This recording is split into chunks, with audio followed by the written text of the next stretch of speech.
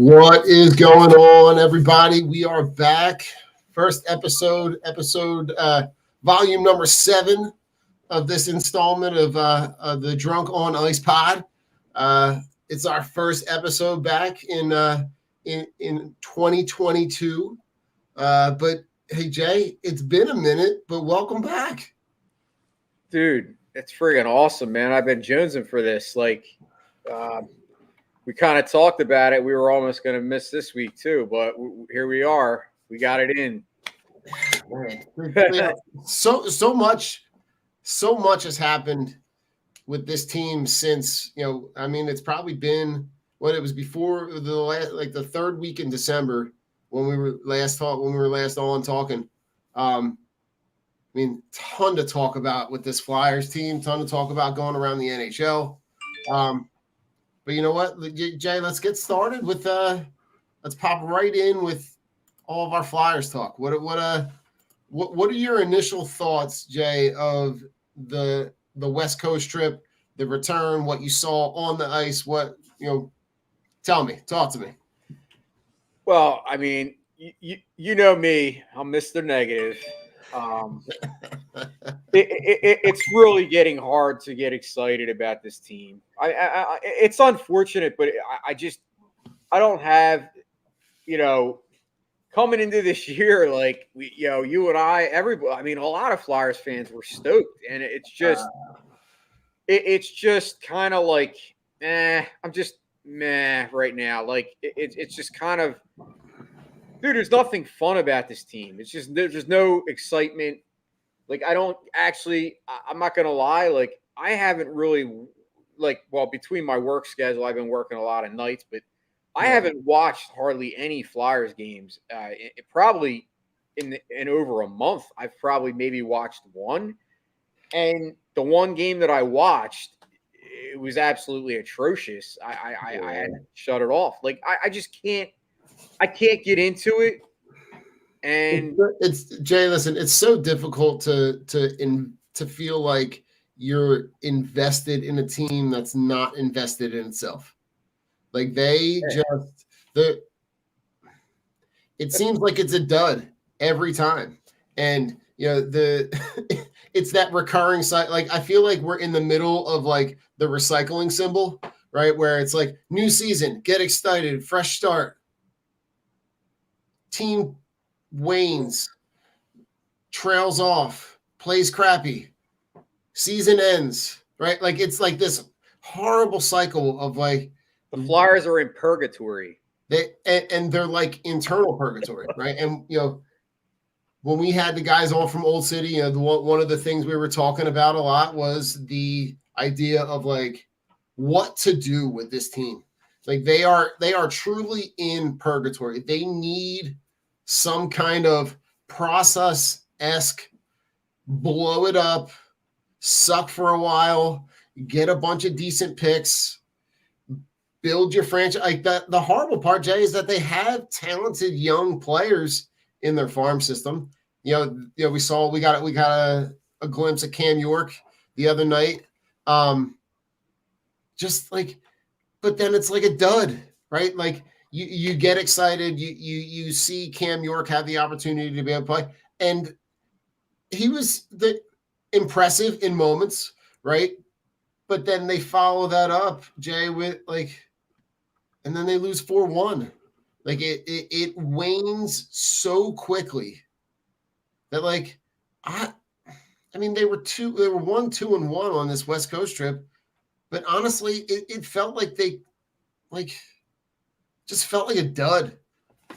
And listen, I don't like to make excuses, but we do have to be a little bit, understanding and realistic about the situation. They have been without quite a few players. I haven't missed much. Yeah, it's on. I know it's on ESPN Plus.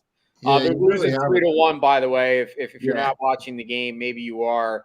They're down 3-1 to Pittsburgh. Like I was saying, that they are missing a couple players. I believe they're missing 6 players from the current roster. Obviously, that's not including Ryan Ellis, who's out long term, and I know Sean Couturier not only is out on COVID, but he's hurt. So Mike with the live updates. Wow, it's geez. now 4-1. Okay, that quick. I mean, like I said, listen, man, and I don't want our shows to become like these ultra negative shows where all we do is like all we are is bleak and like doomsday. But it's hard to. But we got to be honest, and I think everybody knows where you and I stand on this. If you're coming to this pod for eternal optimism, you're in the wrong spot. You're going to get a lot of honesty. You're going to get a lot of credit where credit's due, criticism where it belongs. You're not going to get any kind of fluff with any information that you're getting on this on the show. And Mike, Mike brings up a really good point.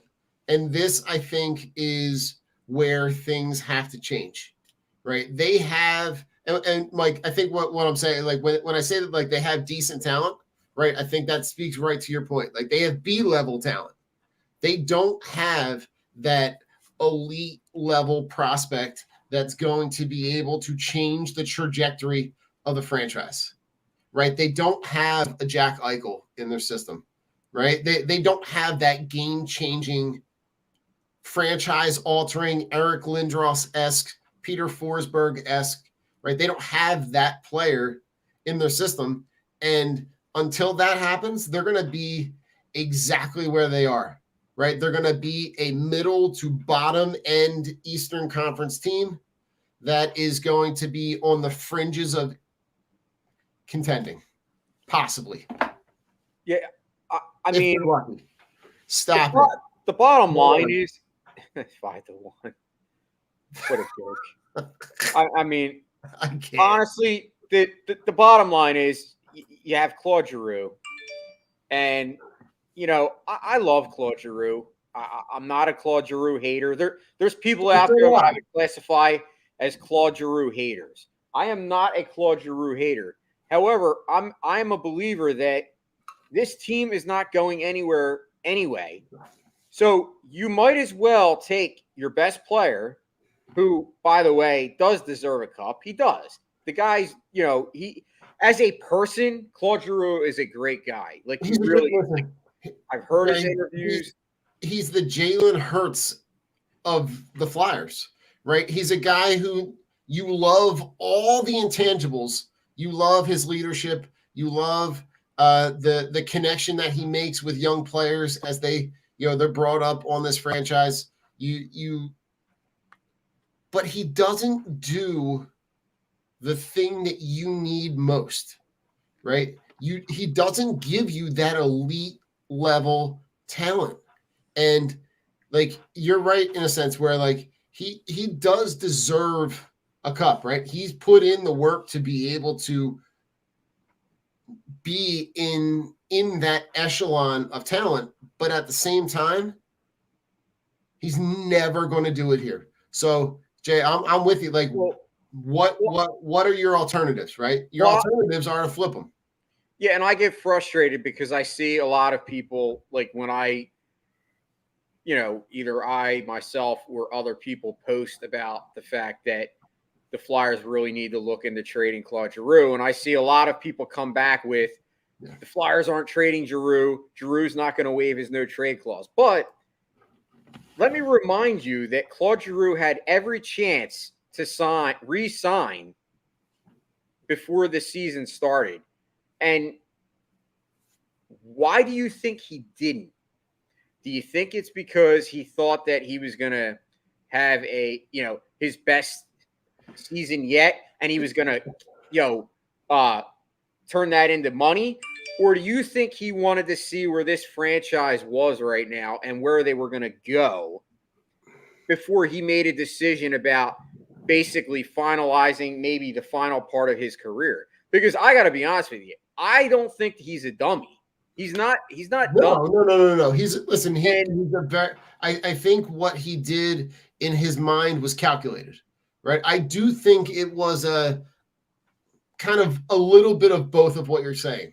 right? I think it's partially him saying, I'm going to bet on myself to have a really good year and try to, maximize that next contract.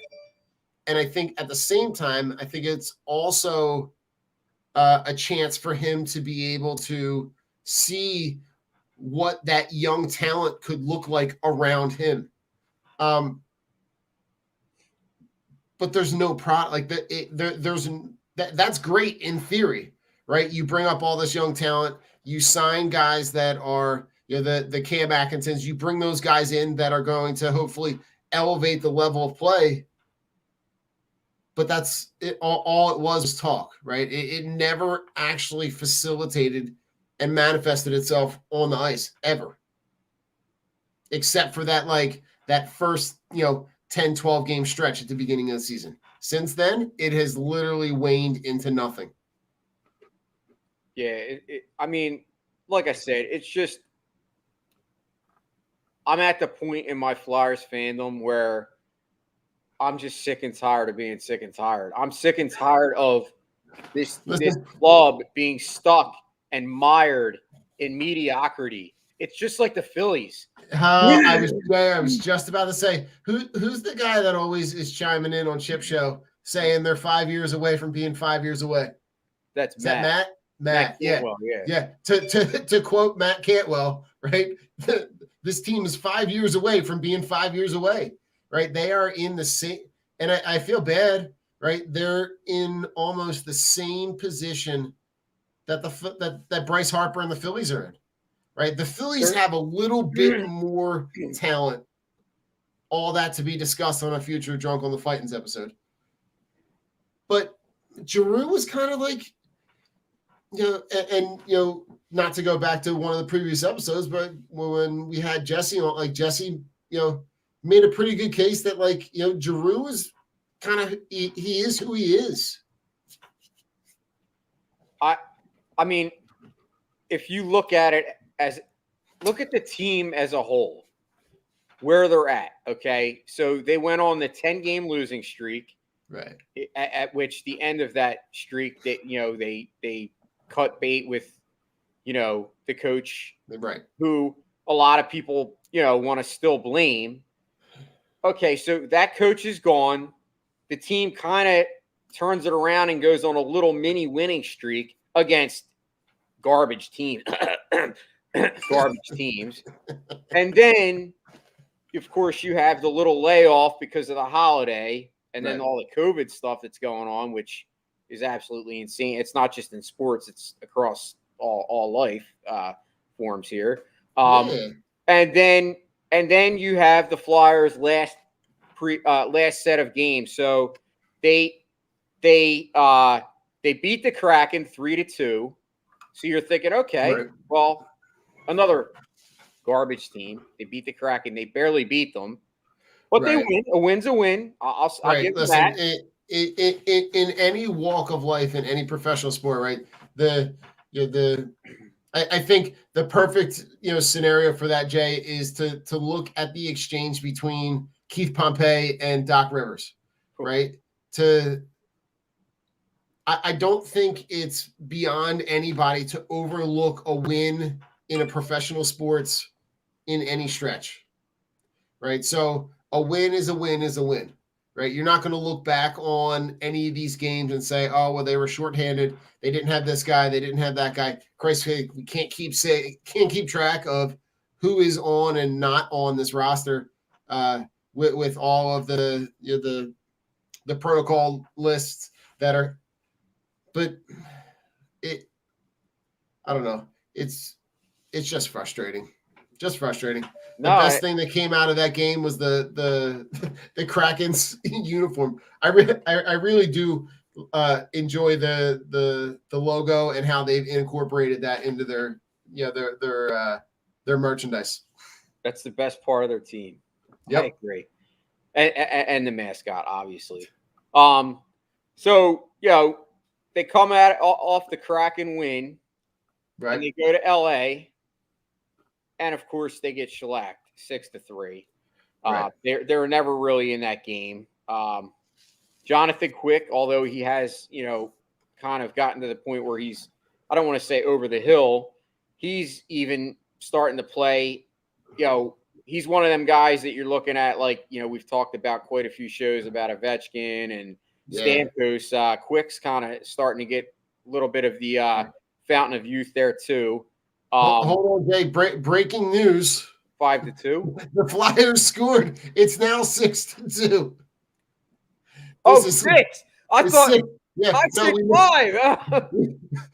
We missed it. They gave up a shorthanded goal to make it 6-1, and then Lindblom scores to make it 6-2. So sorry, breaking news. It's okay. I love breaking news on our show. I mean, I wish we had a show during the Bryce Harper signing. That would have been really awesome. Anyway, so they lost 6-3, and then of course they come back and they lose 4-1 against the Ducks. Right. Carter Hart gives up 3 goals. Like I said, it's just the same old. And then, of course, I was thinking, maybe we'll get it a turnaround tonight against Pittsburgh, our hometown, our crosstown rival. And of course, they're shit in the bed. Now, like I said, in fairness, they are missing Giroux. They are missing Couturier. They're missing their better players. I will say, in fairness. But, see, this is why I don't buy that as an excuse. I buy it as an excuse maybe on a daily basis as far as game by game. Okay. But if you want to look at this team and you want to say, they've had a lot of guys out injured and they've had guys on COVID, I don't buy that. That's nonsense to me because it doesn't change the preface of where the team would be if those players were here. And I'm going to tell you why. Because a team like Tampa Bay, who was missing Nikita Kucherov, who was second best player, Brayden Point, their third best player. They missed Vasilevsky for like 4 games with COVID. They've missed everybody but the kitchen sink, and yet here they are in first place. That's because they are an elite team, which the Flyers will never be elite unless they start breaking down these barriers and changing this team from the top down. I mean, it really truly has to be.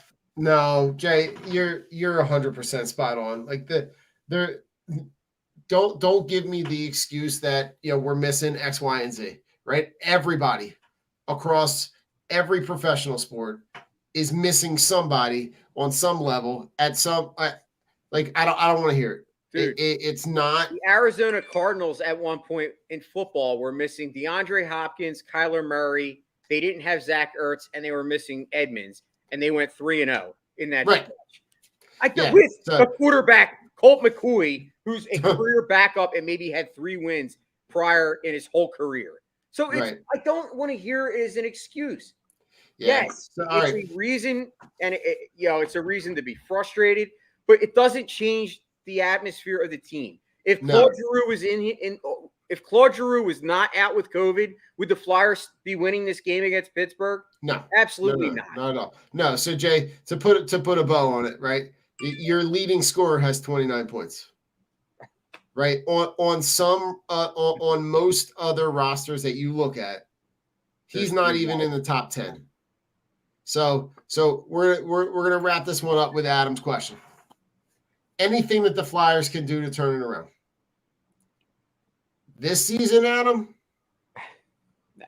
Wah, wah, wah, wah. I don't think so, Adam. The problem with them, right, is the conference that they're in. There's no way that they could put together anything relevant to be able to climb back out of the hole that they are in. They are so buried in an East that is so top-loaded that Jay, spoiler alert, every single one of the teams in my top 5 are all in the Eastern Conference. So good luck trying to get anything out of trying to crawl out of the basement of the East. Jay, any advice for the Flyers to try to turn it around? Well, what do the Flyers need to do to turn it around? Well, I don't think there's a quick fix this year to answer your question, Adam. Like Don said, I second that notion. I think it all starts and ends with Claude Giroux. I think you definitely have to move him before the deadline. I think you got to sit them down and say, listen, we're going to send you to a cup contender. Right. And I think you got to try to maximize what you get back for them. I think I'm not saying that you're not going to get, a Braden Point. You're not going to get that level player back. No, you're not. Because Claude Giroux is older. But what you could get is some prospects and maybe a pick. Yeah. And at this point, I think this team needs all the help it can get as far as, maximizing assets that are going to help them in the future. And that's why not only would I move Claude Giroux, I would definitely be open to moving James Van Riemsdyk. I don't know if he's going to want to take him, but I would definitely look into moving him. He might be a guy that's difficult to move. Listen, Jay, I'm on board with moving anybody that they pulled in one of those 1 year deals. Any of those guys, I'm sell. Yeah, right? My opinion. Because if they're gonna leave at the end of the year, then what's the point of keeping them? Like, get something for them, whether it's a prospect, even if it's a B-level prospect. Get draft picks, get capital, get whatever you can, because those guys most likely are not even going to be here at the beginning of next year. Yeah, I mean, to me, I have like 3 untouchables, and that's it on this team. 3: Carter Hart, Provorov, and York. That's it. They're my 3 untouchables. Really?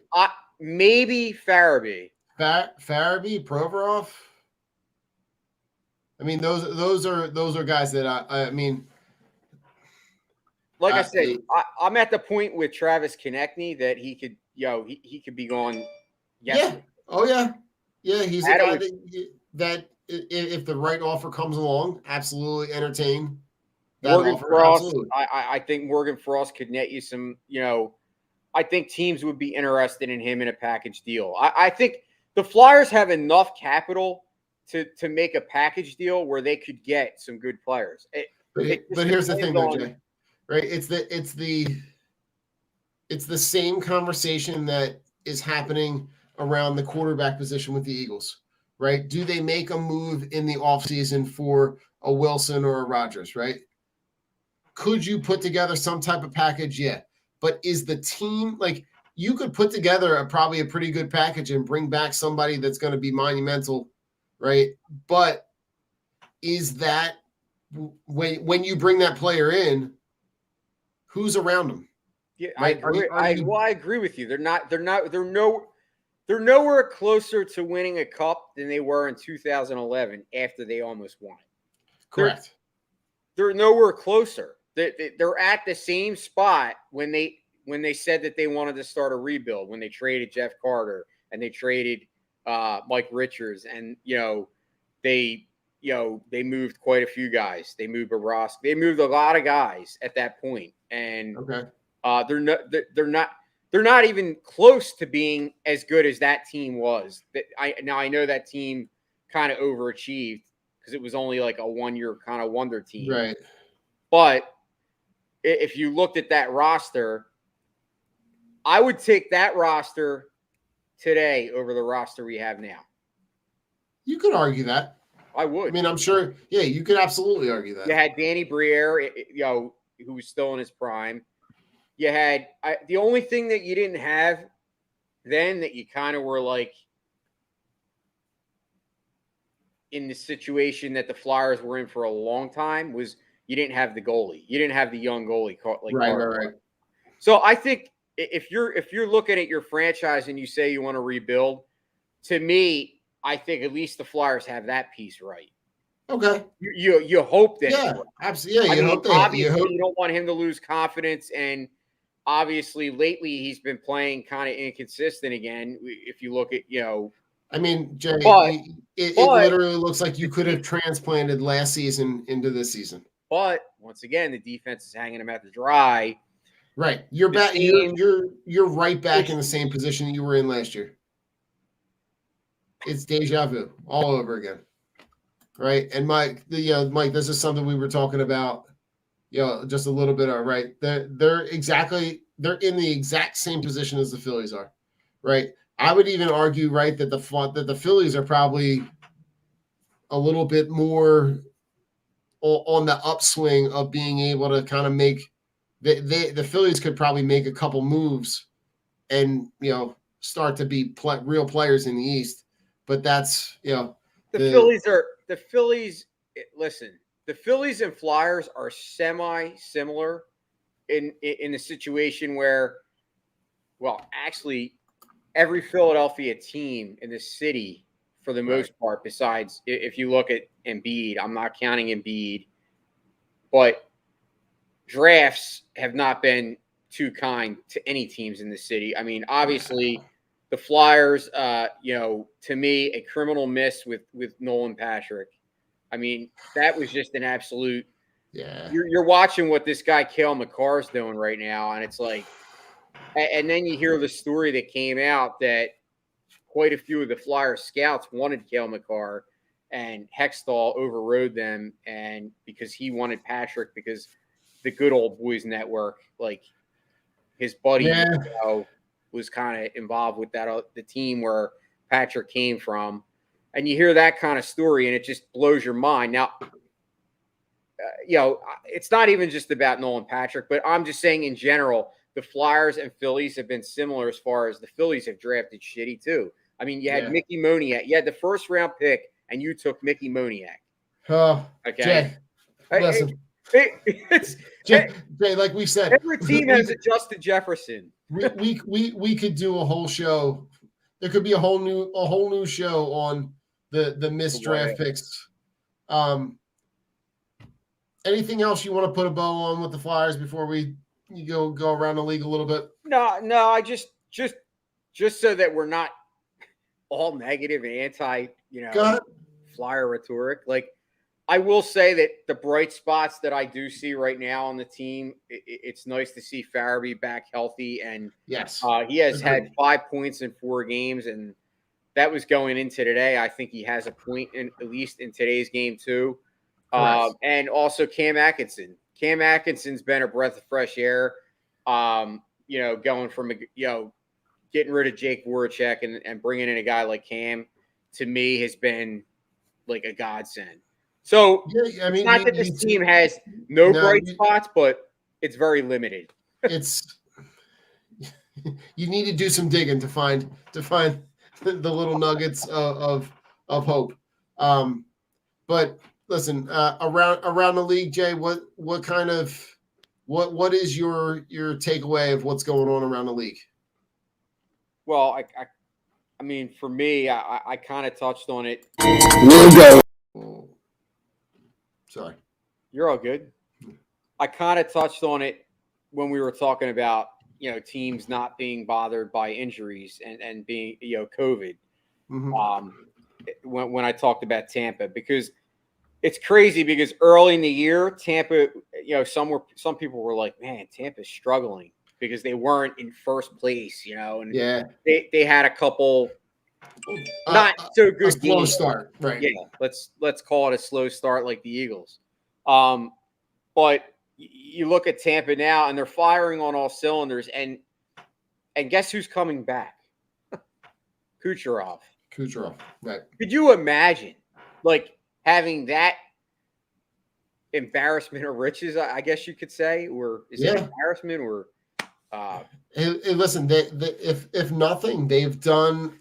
We've talked about this before. A couple episodes ago, they do an incredible job at acquiring, scouting, developing, and promoting talent from within.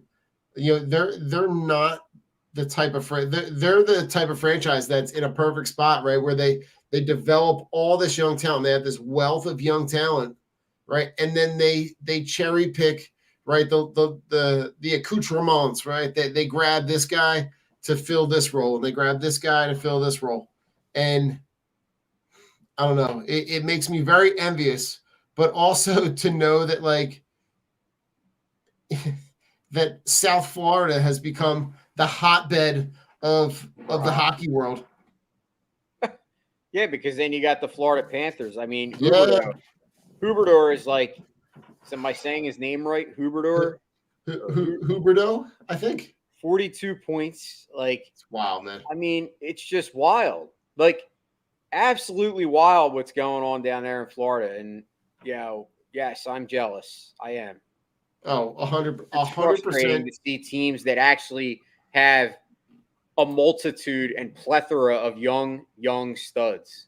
Like, It's just and wild. we don't even Like have that. one stud. No, Like like Jay, like that Tampa Bay, 3 guys with 30 points or more. Three they guys got. with I more was gonna points than say, Drew. yeah. And Jay, they've got. I mean, they're in. There's a reason why, right? They're at the top of the leaderboard in terms of power ranking and points, and you name it, right? Whenever you've got 3 guys at the top of your roster with 30 plus points, when you got the next 12 players with double-digit point totals, and then you're getting the solid goaltending from Vasilevsky, like it's just one after another, right? And You're Victor just Hedman is stacking a those. stud. It's Hedman's incredible, a right? stud on defense. Like, But there's listen, in that same vein, Jay, the team that you just talked about, Florida, Florida's got Huberdeau with 42 points, but then they got 15 guys on their roster with double-digit points. Right? That tells you that you've got the incredible wealth of talent that scoring is spread out throughout their entire roster, and they're able to get production on every line from balance. it's that balance, right? When I look at our power rankings, right, the teams that are at the top of the league, there's balance, right? They're scoring across the whole roster. Everything outside of like Washington with Ovechkin, right? That is really the only team that I looked at in the top 5 that like where they got Ovechkin with 50 points, and then there is a drop off to the next guy. But like they also got Carlson and Kuznetsov that have 30 plus points. Like I don't know, Jay. But the common denominator with all of those teams is that they have multiple elite players, and we don't have one elite player. Right. And all those teams' goalies at this point in time are way better than Carter Hart. Carter Hart is going to be good, and he's young, but he's nowhere near a Vasilevsky. He's nowhere near Bobrovsky. He's nowhere near any of these guys as far as the way that these guys play in net. Yeah. And all of these teams have elite defensemen. Yeah. When I say elite, I mean, I like Ivan Provorov, but I don't consider him elite. No. And that's where the dysfunction is with this organization. Like, that's why we are where we're at and why we're going to continue to be where we're at, right, unless this team does something drastic. And that's why the people like us that are being honest about it get, called out by the flyer, the people that drink the Kool-Aid. But those same people are going to be the ones that continue to spend money and go to these games and then at the end of the year want to say, oh, well, what happened? Well, we've been trying to tell you all year. You just didn't want to listen. Yeah, and this is something I'm going to touch on in final thoughts, but like the Kool-Aid drinker, like it's mind-numbing, right? It's mind-numbing that like if there's any fan base, right, that normally gets the rap of like being the all-in fan, right? It's traditionally the Flyers, right? You have people that are Flyer only, hockey only. At the same time, though, I don't think that means that you have to vehemently be on one side or the other. Oh, I mean, absolutely. Like I said, listen, just because we're critical of the team does not mean that we don't want them to win the Stanley Cup. We're 100% want them to go to the playoff. It's the same thing that a lot of these people were saying about the Eagles. Just because some people were not ready to say this team is a Super Bowl team does not mean that we don't want them to win a Super Bowl or go to the Super Bowl. Shit, I'll be happier than a pig in shit if they win a playoff game. I'll be freaking out. I don't know if I'll run around naked, but I'm saying I will be happy just like the next guy. But it doesn't mean that I can't be critical of a player. And Correct. God forbid, like, if we boo players, I mean, you have all these entitled athletes that are coming out. Like, you're hearing the guys on the Sixers, like, well, he criticized me. Yeah. Oh, you're booing. Don't Listen, boo Jalen Rager. Like, stop. Yeah. Stop with the nonsense. When did booing become disrespectful? No, and Jay, that could come from a bunch of different directions.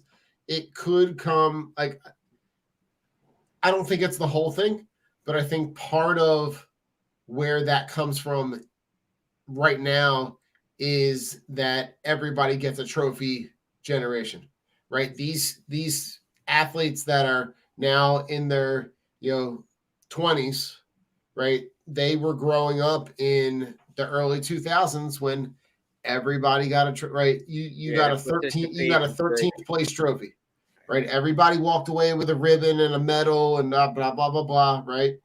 So they don't necessarily learn the struggles, because let's be honest, a lot of the guys that make it to professional sports, they were always the most elite player on their team.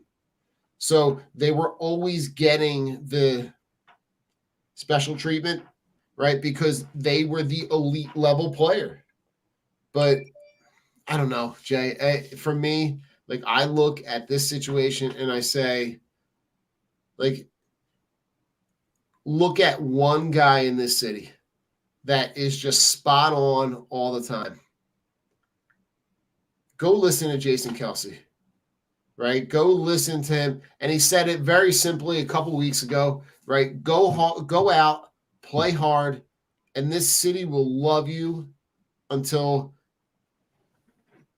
you ain't breathing anymore. That's Stewart. Right? Right? Like, go out, play hard. If you're not going to do that, then you have to be honest with yourself and take that criticism internally and say, what can I do to be better? I don't know. Yeah, I mean, kind of got off the subject a little bit, but it's true. It's absolutely true that you're right. We are just speaking the truth about the team and where they're at. And I had the same thing happen with the Phillies, because people were saying I am so negative. No, I'm not negative. I'm sick of losing. I'm sick of being in the same spot that I was in 2011. It's 2022 for sakes. I mean, Jay, come on. Like, oh my God. I know. I keep going on these rants, but the more I think about it, it's because I'm passionate. I want to win. I want these teams to start getting their head out of their ass and start doing something right. Absolutely. That's all. You're not wrong, Jay. You're not wrong. No, so listen, to get back to the top five, right? We talked about Tampa and Florida at the top, right? We talked a little bit about Washington, but the Rangers have been impressive. Yeah. Yeah, we talk about those players, at this point in the season. Dark horse, I think. Dark horse teams. They're a team that we were kind of on the fringe talking about at the beginning of the season, but their roster has really started to produce a lot of they've got a lot of points. They're getting a lot of production from a bunch of different guys on a bunch of different lines, right? You got the bread man, right? You got Panarin, right? You got Fox and Cater and Zibanejad, right? You got four guys that have got 30 points. Panarin is a guy, not to cut you off, but I really wanted the Flyers, like when he was a free agent. I wanted the Flyers to sign him, and I know we were in cap hell, and it was almost like it would have been impossible to sign him. And I don't even know if he wanted to come there, but that's the guy that I was like targeting, because all these guys, man, like with this just super elite talent, like goal scoring, playmaking ability. Yeah, sorry, I didn't mean to cut you off, but no, you're good. Listen, they've also got Shesterkin and I'm going to mess this guy's up. Georgiev, right? But both of their goalies are also playing solid, right? Both of them have goals against under 2.7. Like they're again that consistency across the board, getting talent from every line, or not getting talent, but getting production from every line. I think the last team, Jay, that I had at 5 was Carolina, right? You got Anderson with the goals against under 2. You got balanced scoring up and down a lot, right? Like we sound like a broken record, but like it's what's the consistency, Jay, between Tampa, Florida, the Rangers, the Capitals, and Carolina, right? They're doing the exact opposite of what the Flyers are doing. Yeah. I don't know what else to. I mean, we can keep harping on it, but I think maybe we should change the East to elite because that word, a lot of people use that word loosely, but it's true in hockey. Yeah, it's more so true, I believe, in hockey than maybe any other sport. I think, when it comes to like. And NBA has become that too, like where it's like it's so driven by like the big 3 on each team. You know what I mean? Yes. Like so, but like hockey's kind of that way in that, you have the great teams have multiple elite guys, and then you have teams like the Flyers that kind of have the old school mentality where it's like muckers and grinders and they want to win as a team, and that's all well and good, and that's fine and dandy, and it has happened. I'll give St. Louis Blues that a couple years back when they won the Cup. They were a team that didn't have a lot of superstars, and they won. And it can happen. Not ever saying it can't. My whole thing is that if you look at the way that the league is going, you're going to be left in the dust if you don't start changing your philosophy. Because the teams that are changing the philosophy or have already are the teams that are prepared and ready for the long term. I mean, Tampa Bay is not going away anytime soon because these guys that are studs are extremely young, and a couple of them are locked up for long term. So, like I said, I think I like some of these backgrounds you got going on here. You got to teach me that. Yeah, absolutely. I didn't know if you wanted to get into the. You know what? Yes. By Carter Hart. So just to backtrack a little bit for those those that aren't in the know or don't know, so Carter Hart was out, was on the COVID list, and when he came back, had some comments about the protocols that are in place in the NHL. So Jay, I'm just going to read what he wrote. So he said, it's tough for sure. Guys are testing positive with no symptoms or mild symptoms. I mean, the league's got to find a way to change that. We're either going to keep playing shorthanded all season long, or the games are going to keep getting postponed. I think it's a joke. It's got to change. I heard that, Jay, and I said to myself,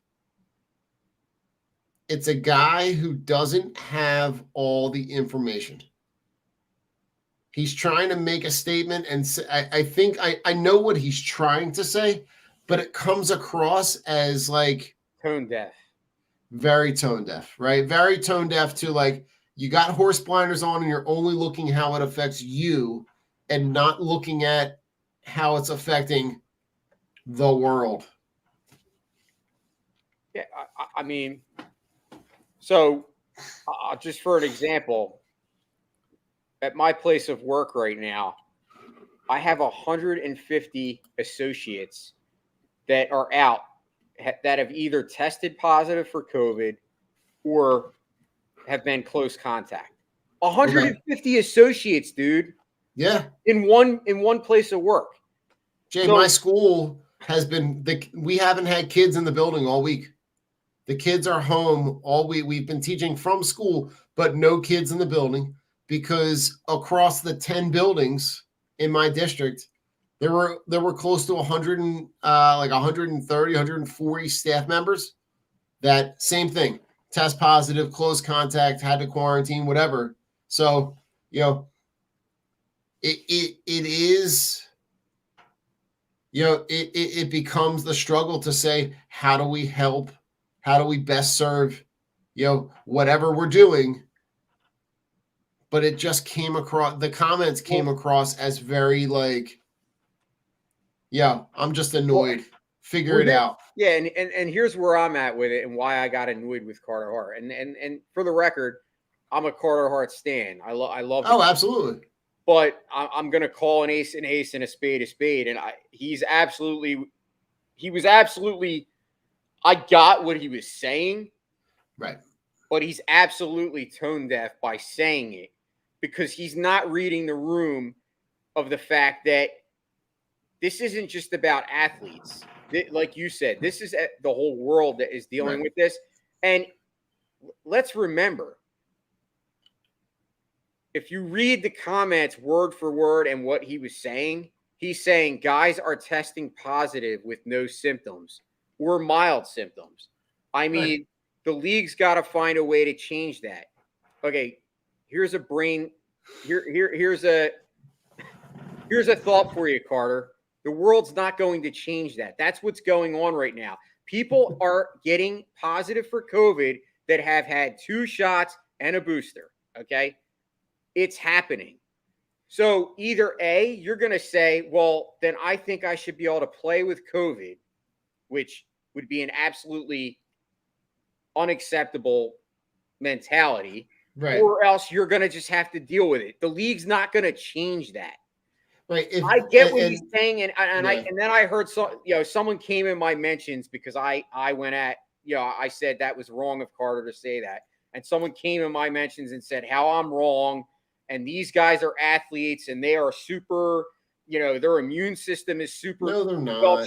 Yeah, but this isn't about them anyway. No, it's about if they play a game with COVID and they get the security guard sick that has a wife at home that has cancer, and that's what this is about.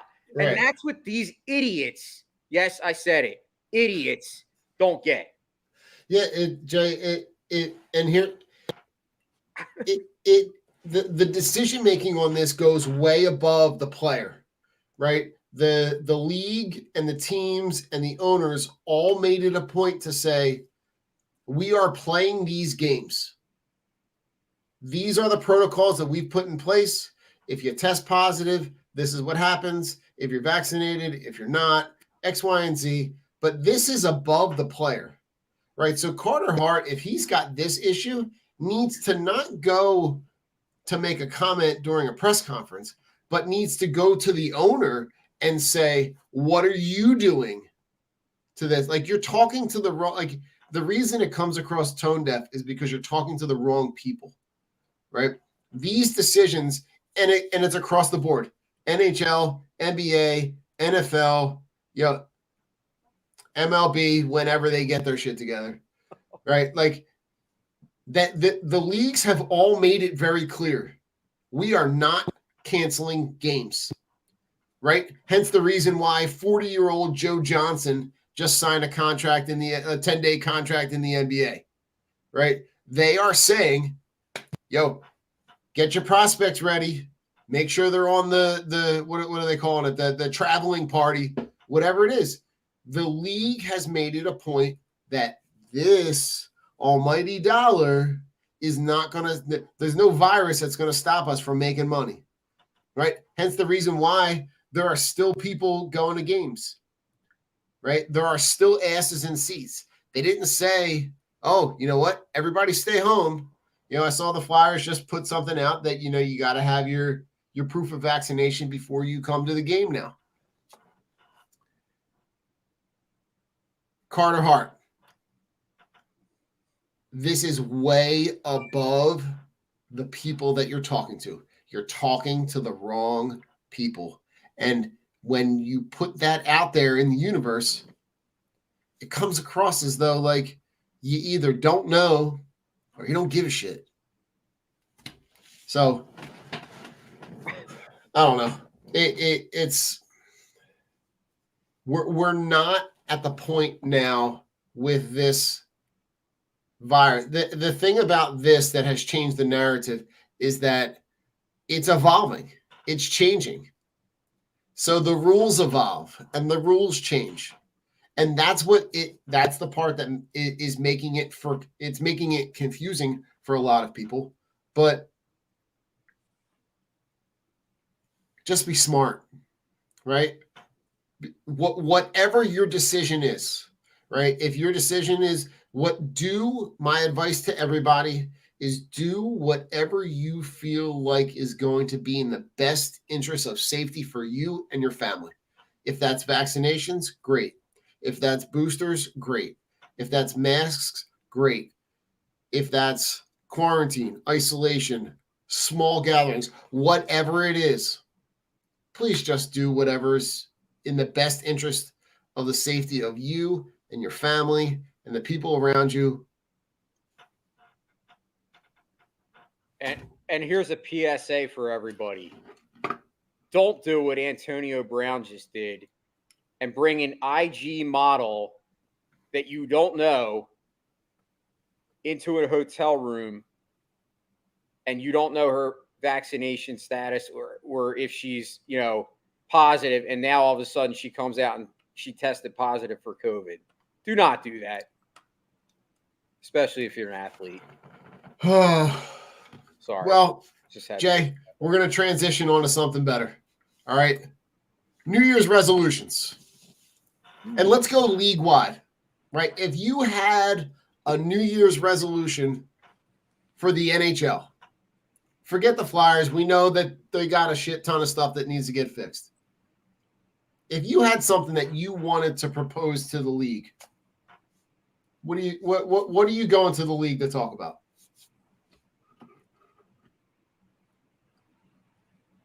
Something that I've been frustrated about for a long time.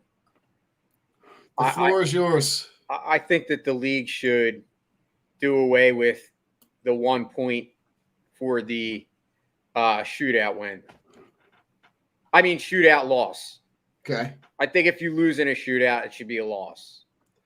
Okay, Jay, how do you fix it? What's your solution? It's tough. Because I have a thought. I have a thought on this. Well, what is your thought? I'd be curious to hear it. Okay, so my thought on this is that in a regular season win, you win in regulation time, 3 points. If you win the game in overtime, 2 points. You win the game in a shootout, 1 point. You don't get a point if you lose the game. Well, I like that.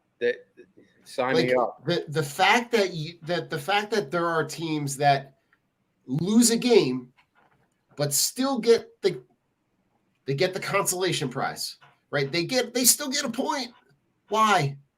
Right? We don't do that, right? In the NFL, right? If you don't do it in the playoffs, right? Right. If you go to overtime in the NFL, right, you don't get a half of a win. Like to me, that is very easily solvable, right? You get 3 points for a win in a regular season. You get 2 points for an overtime win.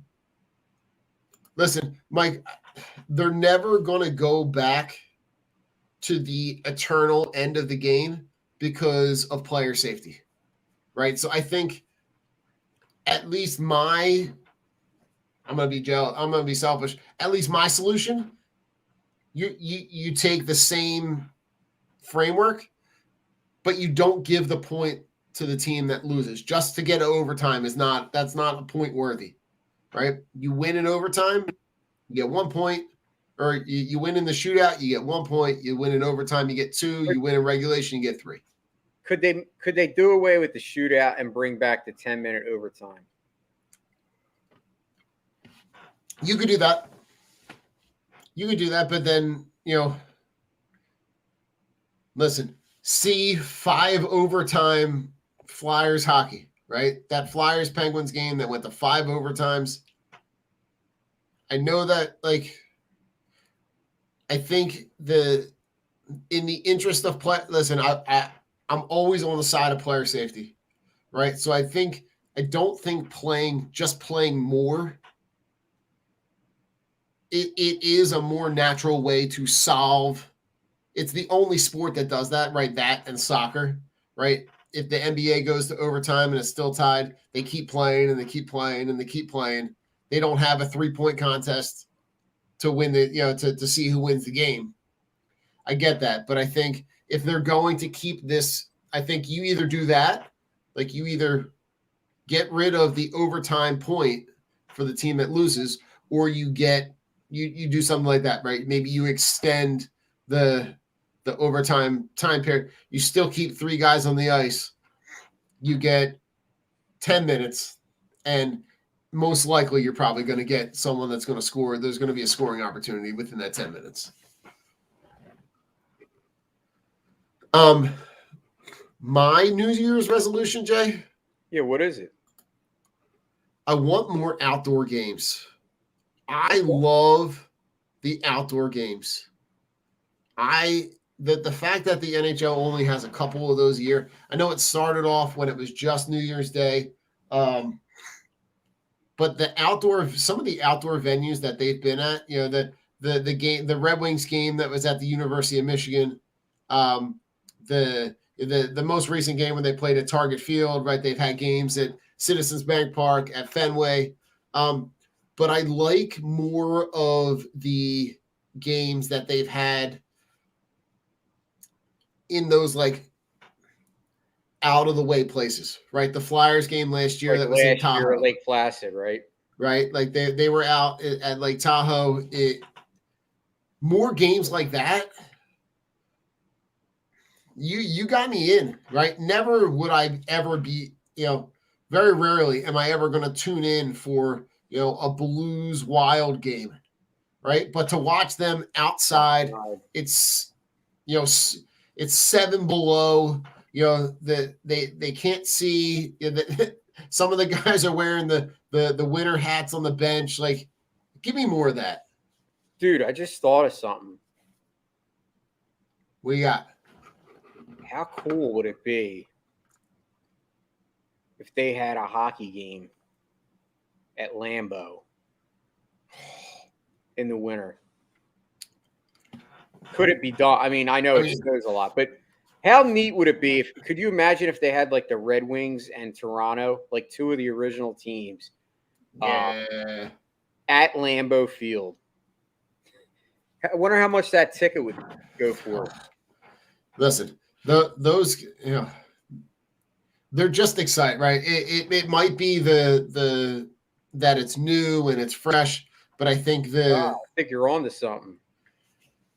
I'm trying to it made me start to go think about where would be a cool place to have an outdoor game. And I went to a movie. Where am I playing my outdoor game, Jay? Wrigley? It's a hockey movie.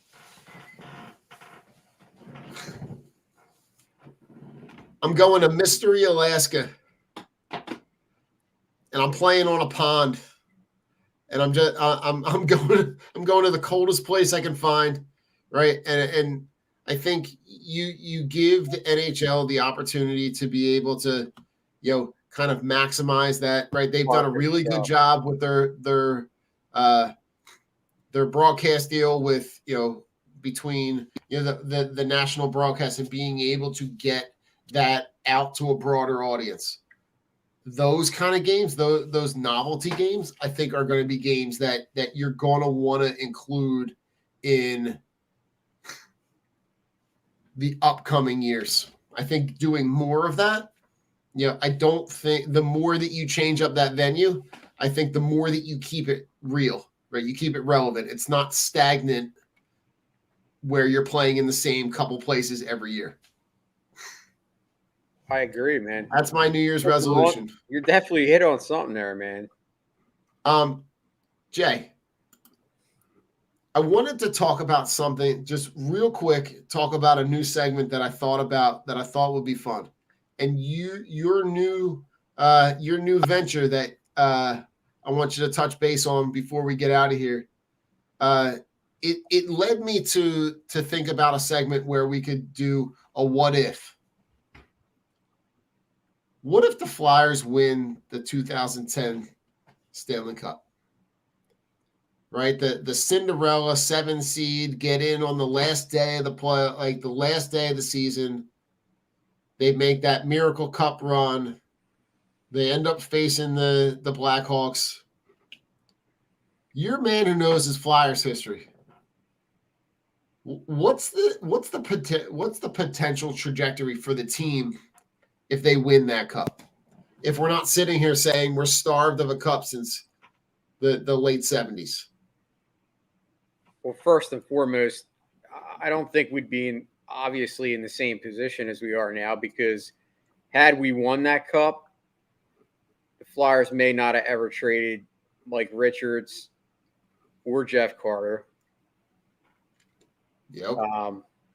They may still have, and then those deals, they ended up getting Coburn, and then they traded Coburn, right? And then they also had a couple other moves that they made. It's an interesting question. The what ifs, I was actually thinking that would be an awesome podcast to start. Yeah. But, yeah, I mean, well, we'd have a cup. I mean, it would be the same feeling that we had when the Eagles won, obviously. Right. Because even though the Eagles, it was their first Super Bowl, it would be the Flyers' third Stanley Cup, but it would be the first since before I was alive. I mean, I was born in 76. So 46 years, right? I think they won in 75 is the last time they won. So, 46 years if they won a cup. Well, it would have been 10 years ago. It would have been 2010, so 11 years ago. So it would have been 30-some years. But still. Yeah, I think we would be, as fans at this point, we would be in a different position. Because I guarantee you they would have, I don't think they would have traded Carter and Richards. I think the only reason that Richards and Carter got traded is they didn't win the cup. And I think at that point they needed a reset. And that's I think what Hextall tried to do. I mean, I was kind of thinking the same thing, right? Like you don't end up breaking up that roster. You probably make more of an effort to keep those guys together. At that point, you've got a young Giroux, right? You've got, Pronger on the back end. You've got a young Van Riemsdyk, but also you've got Gagne and Carter, and you've got you had a really young nucleus. It's just and I think the killer, Jay. I said Coburn. I meant Braden Shen. Oh, Shen. Yeah, I said Braden Coburn. Braden Coburn was like back in the 2000s.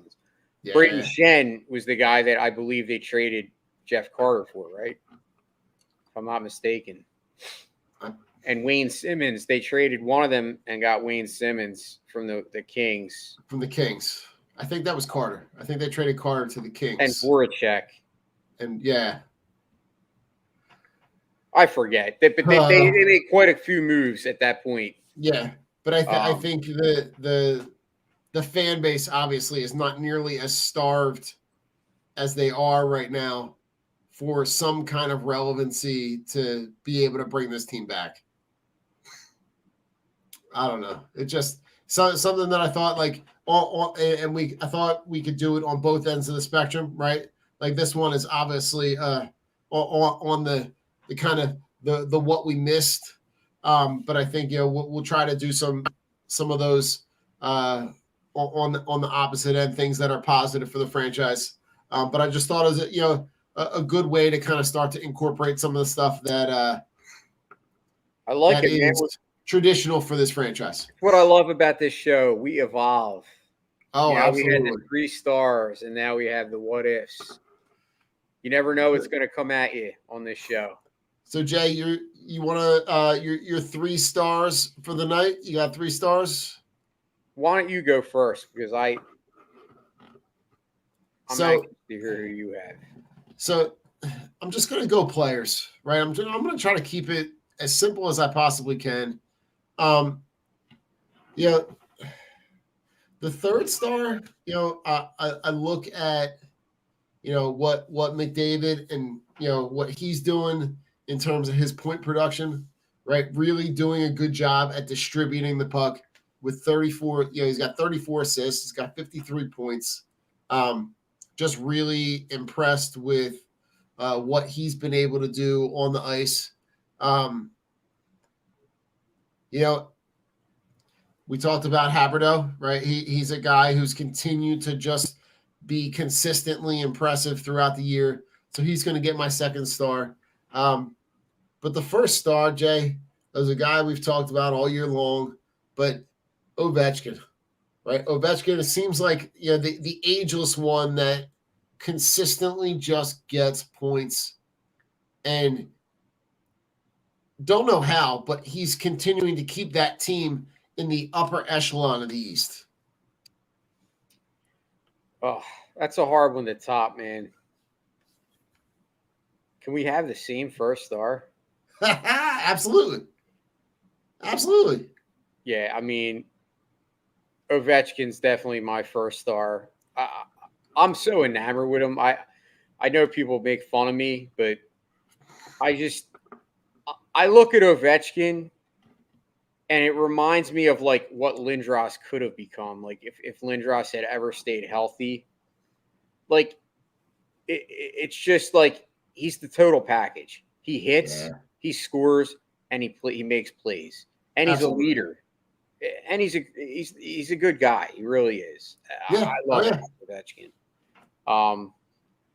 Yeah, my 3 star. Well, if Ovechkin's my 1st, then I have a close 2nd because I'm going to go with Tristan Jarry, Pittsburgh's goaltender. Okay.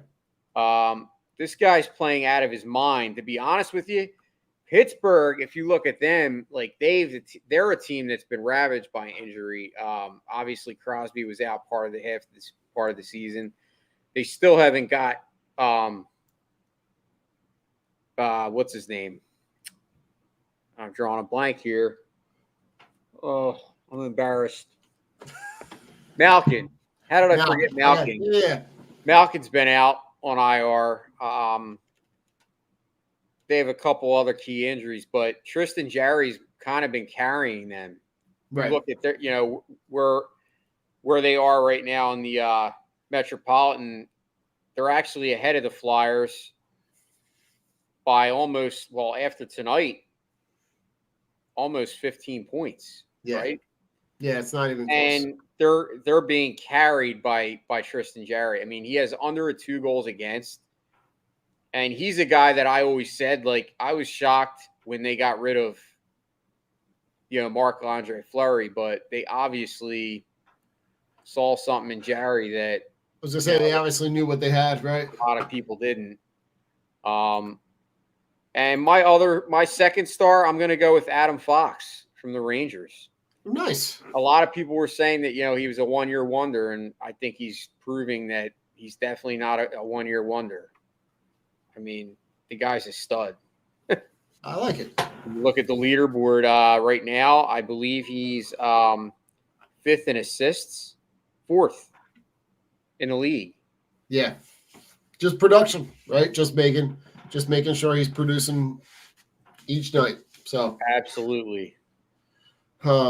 Jay, let's put a bow on this. Your final thoughts. Final thoughts? Your final thoughts. Well, Flyers lost another one. Not a surprise. No. Final thoughts. I'm just happy to be back in the saddle with you, Don. I'm glad that obviously it's a new year, and I'm excited to see, where Drunk on Ice is going to go, in the future. Absolutely.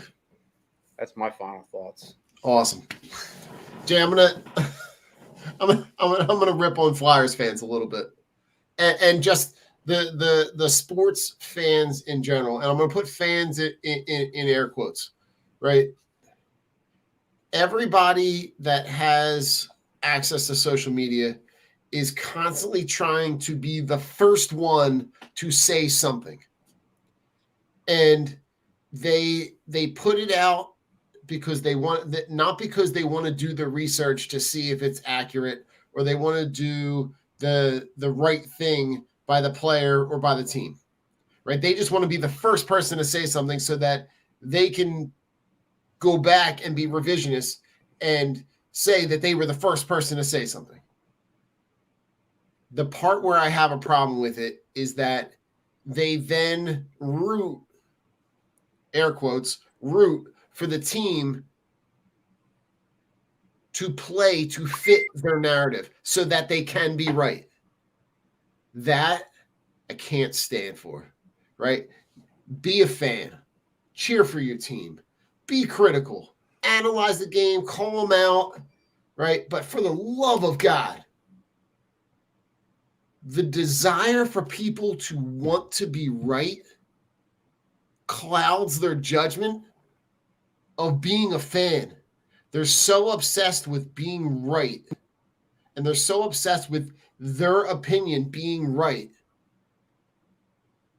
that they've lost every ounce of being a fan, because now they want to root for the team to be shitty, or for a player to play bad, so that they can go back on Twitter or Facebook or wherever and say, right, look at me. Remember, I said Drew was going to be crappy. Remember, I said same year, or new year, same Carter Hart. Like, I want to stop. Just be a fan, right? Be honest, be critical. But for the love of God, the fast take, hot takes, I don't have time for. So I literally just scroll right past. Jay, don't be the next ESP. Did you see his tweet today? Oh God, we should ESP. sign Antonio Brown so that we can get information about the Bucks. It'll be worth every penny of $6,000. That dude's such a clown. What a I literally don't have time for it. I saw it's terrible. Jay, we gotta mention our sponsors. The La Terrain luxury watches, US made, quality built. You're not gonna be dissatisfied with your merchandise. They also have some other accessories, some eyewear, and then we got our other sponsor, Team Clicks, that has the sports themed glassware that has the interchangeable parts that you can buy and swap your Flyers ones out when they're playing shitty and swap on your Eagles ones for the playoff games. Go check them out. Go use the link down the bottom. That'll take you directly to their store. And Jay, with that, go Flyers. Go Flyers. Here we go.